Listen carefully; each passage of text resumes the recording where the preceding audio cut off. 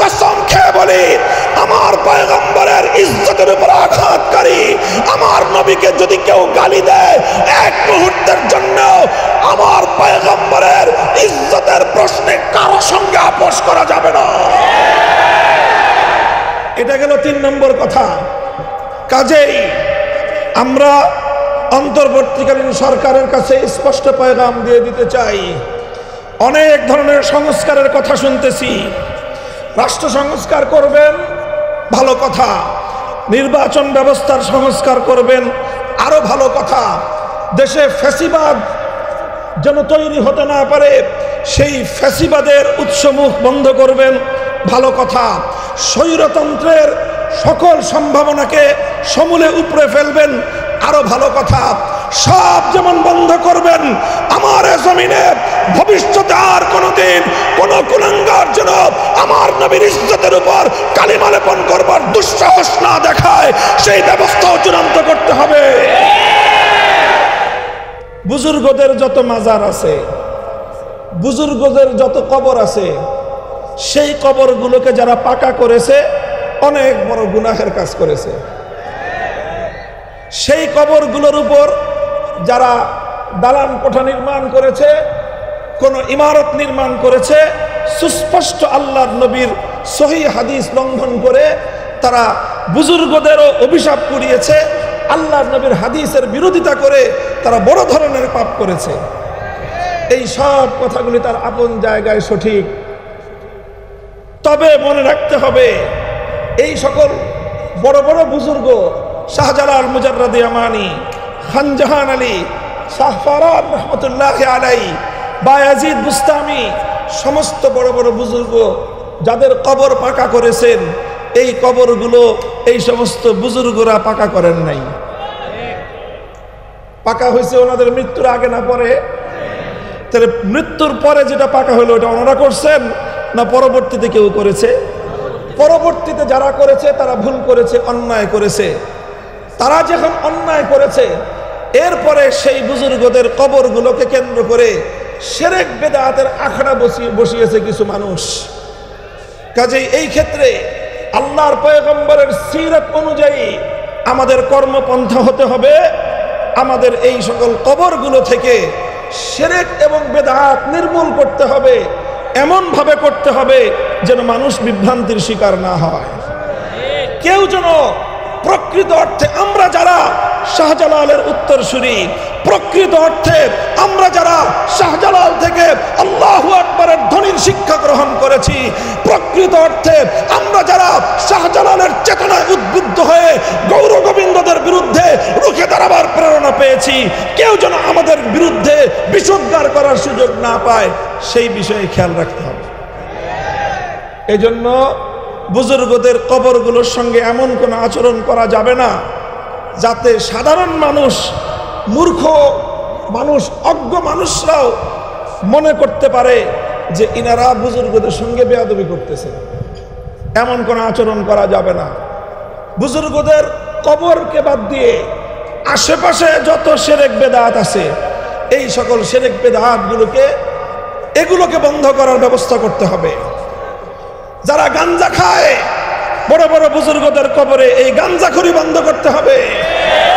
নারী পুরুষের অবাধ মেলামেশার যে আয়োজন করে বুজুর্গদের কবরগুলোকে যারা অপবিত্র করছে, সেই অপবিত্র কর্মকাণ্ড বন্ধ করতে হবে।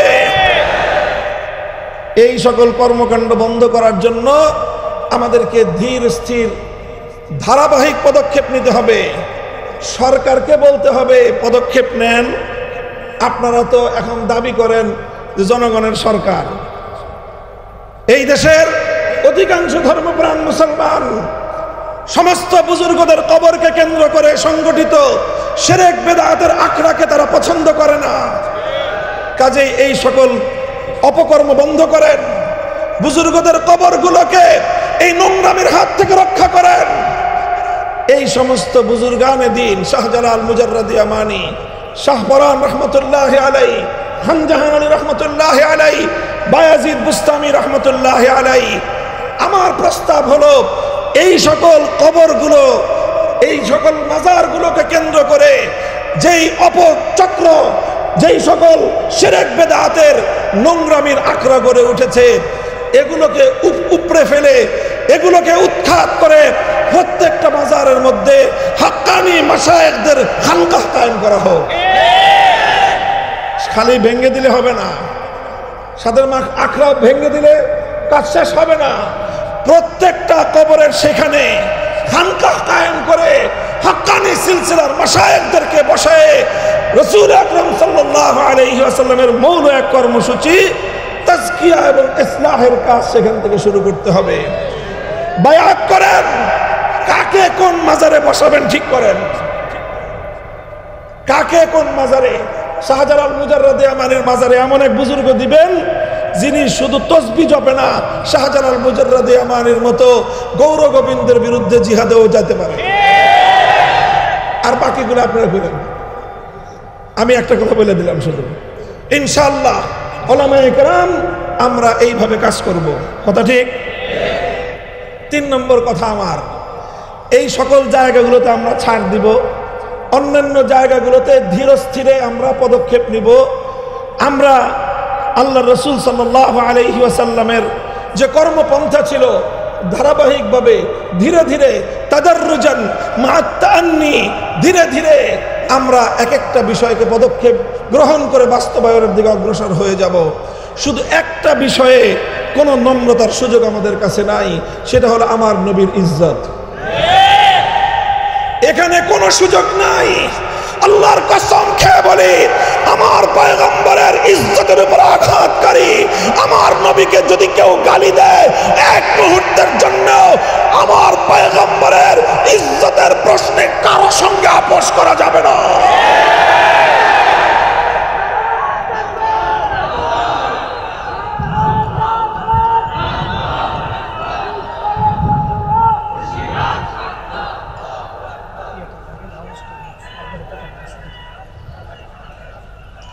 এটা গেল 3 নম্বর কথা। কাজেই আমরা অন্তর্বর্তীকালীন সরকারের কাছে স্পষ্ট পয়গাম দিয়ে দিতে চাই, অনেক ধরনের সংস্কারের কথা শুনতেছি। রাষ্ট্র সংস্কার করবেন, ভালো কথা। নির্বাচন ব্যবস্থার সংস্কার করবেন, আরো ভালো কথা। দেশে ফ্যাসিবাদ যেন তৈরি হতে না পারে, সেই ফ্যাসিবাদের উৎসমুখ বন্ধ করবেন, ভালো কথা। স্বৈরতন্ত্রের সকল সম্ভাবনাকে সমূলে উপড়ে ফেলবেন, আরো ভালো কথা। সব যেমন বন্ধ করবেন, আমার জমিনে ভবিষ্যতে আর কোনোদিন কোন কুলাঙ্গার যেন আমার নবীর ইজ্জতের উপর কালিমা লেপন করবার দুঃসাহস না দেখায়, সেই ব্যবস্থাও চূড়ান্ত করতে হবে। আমরা 2013 সাল থেকে বলে আসতেছি, আল্লামা আহমদ শফি বলেছেন, আল্লামা জুনায়েদ বাবু নগরী বলেছেন, আল্লামা নূর হোসেন কাসেমি বলেছেন, আমাদের বর্তমান আমির হেফাজত আল্লামা মুহিবুল্লাহ বাবু নগরী একই কথা বলছেন। আমার নবীর ইজ্জতের উপর কালিমা লেপনকারী, নবীজির উপর কটাক্ষকারী, নবীর ইজ্জতের উপর আক্রমণকারী কোন কুলাঙ্গারের জন্য মৃত্যুদণ্ডের আইন ছাড়া অন্য কোন আইন আমরা মানি না।